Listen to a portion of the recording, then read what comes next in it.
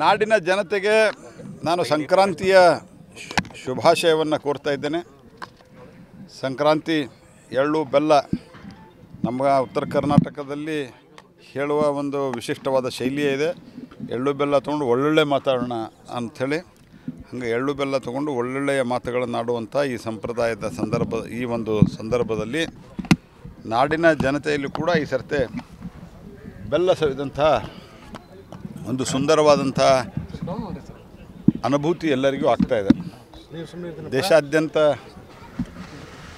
ಇವತ್ತು ರಾಮ ಮಂದಿರದ ಉದ್ಘಾಟನೆಯ ಸಂಭ್ರಮ ಮುಗಿಲು ಮುಟ್ತಾ ಇದೆ ಮತ್ತು ಸನ್ಮಾನ್ಯ ಪ್ರಧಾನಮಂತ್ರಿಗಳು ರಾಮ ಮಂದಿರ ಉದ್ಘಾಟನೆ ಆಗ್ತಾ ಇರುವಂಥ ಸಂದರ್ಭದೊಳಗೆ ಎಲ್ಲರೂ ಕೂಡ ನಿಮ್ಮ ಹತ್ತಿರ ಇರುವ ದೇವಸ್ಥಾನಗಳನ್ನು ಸ್ವಚ್ಛ ಮಾಡಬೇಕು, ಅಲ್ಲಿ ಸ್ವಚ್ಛತಾ ಅಭಿಯಾನವನ್ನು ಕೈಗೊಳ್ಳಬೇಕು, ಸ್ವಚ್ಛ ಭಾರತ ಅಭಿಯಾನವನ್ನು ಕೈಗೊಳ್ಳಬೇಕು ಅಂತ ಕರೆ ಕೊಟ್ಟಿದ್ದಾರೆ.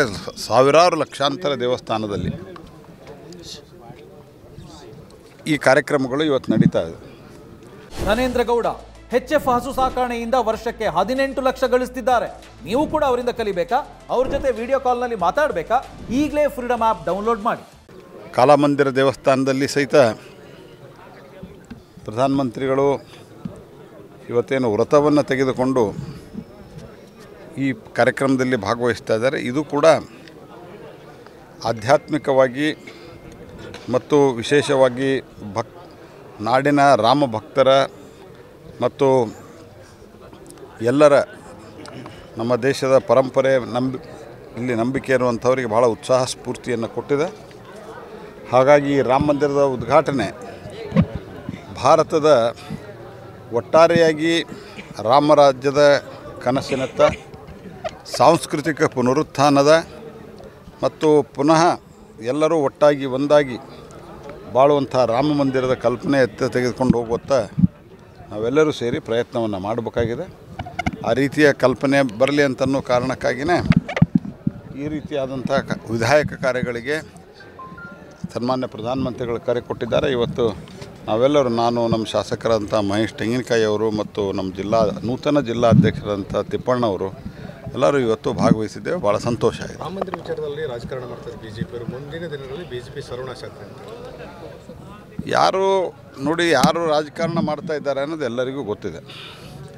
ಎಲ್ಲರಿಗೂ ಆಹ್ವಾನವನ್ನು ಕೊಟ್ಟಿತ್ತು. ಅದರಲ್ಲಿ ಸಹಜವಾಗಿ ಬಂದುಬಿಟ್ಟಿದ್ರೆ ಯಾವ ಸಮಸ್ಯೆನೂ ಇರ್ತಿರಲಿಲ್ಲ, ಯಾವ ಚರ್ಚೆನೂ ಬರ್ತಿರಲಿಲ್ಲ. ಆದರೆ ಇಲ್ಲಿ ಬಂದರೆ ಈ ಓಟು ಬರ್ತಾವೆ, ಇಲ್ಲಿ ಬಂದರೆ ಈ ಓಟ್ ಹೋಗ್ತಾವೆ ಅಂತ ಚಿಂತನೆ ಮಾಡಿ ಬಹಿಷ್ಕಾರ ಏನು ಹಾಕಿದರು. ಅದಾದ ನಂತರ ಜನಮಾನಸದಲ್ಲಿ ಚರ್ಚೆ ಶುರುವಾಗಿತ್ತು. ಜವಾಬ್ದಾರಿಯುತವಾಗಿ ಇರುವಂಥ ಸ್ಥಾನದಲ್ಲಿರುವಂಥವ್ರು ಯಾರೂ ಆ ರೀತಿ ಮಾತನಾಡಬಾರ್ದು. ಆದರೆ ನೀವು ಲೆಕ್ಕ ಹಾಕ್ತಾ ಇದ್ದೀರಿ, ಅಲ್ಲಿ ಹೋದರೆ ನಮಗೆ ಈ ವರ್ಗದ ಮತಗಳು ಹೋಗ್ಬೋದು, ಈ ವರ್ಗದ ಮತಗಳು ನಮಗೆ ನುಕ್ಸಾನ್ ಆಗ್ಬೋದು ಅಂಥೇಳಿ, ನಷ್ಟ ಆಗ್ಬೋದು ಅಂಥೇಳಿ ಆ ಹಿನ್ನೆಲೆಯೊಳಗೆ ನೀವು ರಾಜಕಾರಣ ಶುರು ಮಾಡಿರಿ. ಕೆಲವರು ಅಲ್ಲೆಲ್ಲೇ ಇರ್ತಾರೆ ರಿಯಾಕ್ಷನ್ ಕೊಡೋರು. ಆದ್ದರಿಂದ ನಾನೇನು ರಿಯಾಕ್ಷನ್ ಆ ರೀತಿ ಕೊಟ್ಟೇ ಇಲ್ಲಲ್ಲ, ಅಥವಾ ಬೇರೆ ಯಾರು ಪ್ರಮುಖ ನಾಯಕರು ಕೊಟ್ಟಿಲ್ಲ. ಕಾಂಗ್ರೆಸ್ ಪಾರ್ಟಿಯವರು ಬಂದರೆ ಸಂತೋಷ ಇತ್ತು, ಬಂದಿಲ್ಲ ಓಕೆ. ನಾವೆಲ್ಲೇನು ಮಾತಾಡಿದ್ದೀವಿ, ರಾಜಕಾರಣ ಮಾಡ್ತಾ ಇರೋರು ಅವರು ಉಲ್ಟಾ ಕೊತ್ವಾಲ್ನೇ ಚೋರ್ಕೋ ಡಾಟಾ ಅಂಥೇಳಿ ಏನೊಂದು ಗಾದಿ ಮಾತದ. ಆ ರೀತಿ ಬರ್ರಿ ಅಂತ ಕೊಟ್ಟಾರೆ. ಎಲ್ಲ ಪ್ರಮುಖ ಪೊಲಿಟಿಕಲ್ ಪಾರ್ಟಿಯ ಪ್ರಮುಖರಿಗೆ ಎಲ್ಲರಿಗೂ ಕೊಟ್ಟಿದ್ದಾರೆ. ಬರಬೇಕಾದಂಥದ್ದು ಅವ್ರ ಕರ್ತವ್ಯ. ಬರೋದಿಲ್ಲ ಅಂದರೂ ನಾವೇನು ಅದಕ್ಕೆ ಭಾಳ ತಲೆ ಕೆಡಿಸ್ಕೊಂಡಿಲ್ಲ, ನಾವೇನು ರಿಯಾಕ್ಷನ್ ಕೊಟ್ಟಿಲ್ಲ. ಆದರೆ ಜನ ರಿಯಾಕ್ಟ್ ಮಾಡ್ತಾಯಿದ್ದಾರೆ.